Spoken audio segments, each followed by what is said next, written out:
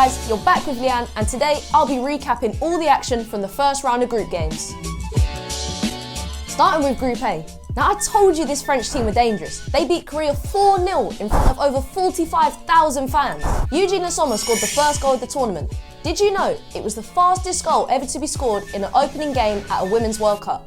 Wendy Renard chipped in with 2 goals from corners using her superior height before Amandine Henry wrapped up the game with an emphatic finish from outside the box. The second game in Group A between Norway and Nigeria was end-to-end stuff. Norway took the lead for a well-worked short corner, with Reeton's deflected shot just squeezing in at the near post. Utland added a second 10 minutes before half-time with a bullet that flew into the roof of the net. The victory was sealed 3 minutes after when some desperate defending turned into a disaster, with O'Harley turning the ball into her own net.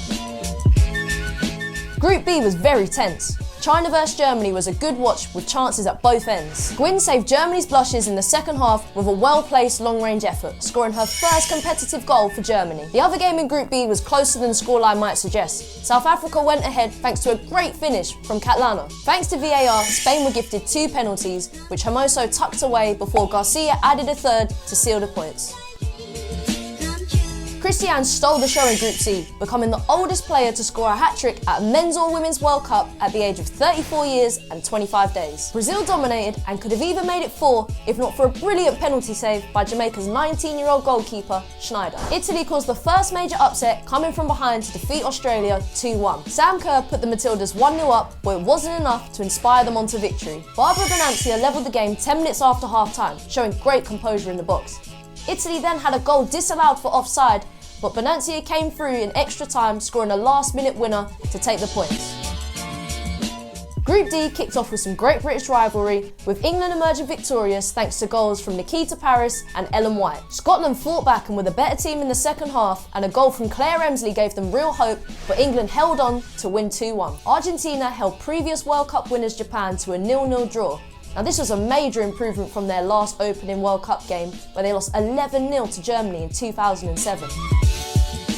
Moving on to Group E, where Khadija Buchanan scored the only goal in Canada's opening game, leading them to 3 points and their first victory. The other game in the group saw the 2017 European champions Holland take on a well-organised and well-disciplined New Zealand team. It took until the 92nd minute for the Netherlands to get on the score sheet, thanks to Jill Roord's header.